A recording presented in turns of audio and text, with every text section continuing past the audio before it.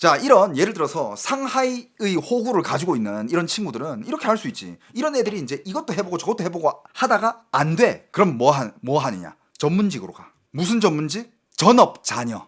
전업 주부라고는 들어봤죠. 아, 요즘 중국에서는 뜨고 있는 직업 중에 한 개가 전업 자녀. 아, 근데 이거 실제로 전업 자녀라는 직업이, 물론 이거는 진짜 자기 부모님이랑 딜하기 나름인데 이런 거야.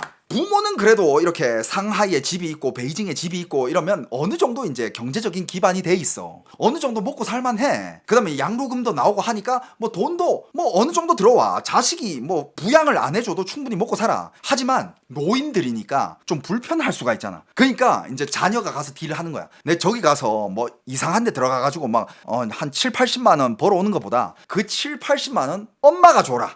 혹은 아빠가 줘라. 그러면 내가 일단 집안일부터 시작해가지고 만약에 부모님들이 어디 가 놀러가, 아 내가 운전도 해주고, 뭐 어디 또 여행 가, 아 내가 짐 들어주고 시다 다 해주고, 그 다음에 또 뭐 어디 뭐 병원을 가, 아 내가 수속도 다 해주고 데려가주고, 이런 것들은 내가 전담을 하겠다 이거야. 전업자녀. 근데 이게 부모들 입장에서도 요즘 세대 애들이면 이게 1자녀 세대거든? 80년대, 90년대 그쪽 애들이 다 1자녀 세대야. 얘기를 딱 들어보면 솔직히 자식이 한 명인데 그 자식이 일하고 있으면 내가 만약에 아파, 내 병원 가야 돼. 아니면 내가 뭐 어디 놀러 가고 싶어. 아니면 내가 어디 쇼핑 가야 되는데 짐 들어줄 애가 필요해. 그걸 좀 자식이 해줘야 되는데 자식이 일 나가면 아, 나 지금 바빠. 나 지금 일해야 돼. 나 지금 야근이야. 아무것도 못 시키잖아. 그리고 일 끝나고 힘들어 가지고 막 집에 와서 지쳐 있는 애를 뭐 시키기도 뭐 하고. 그러니까 이게 말이 되네?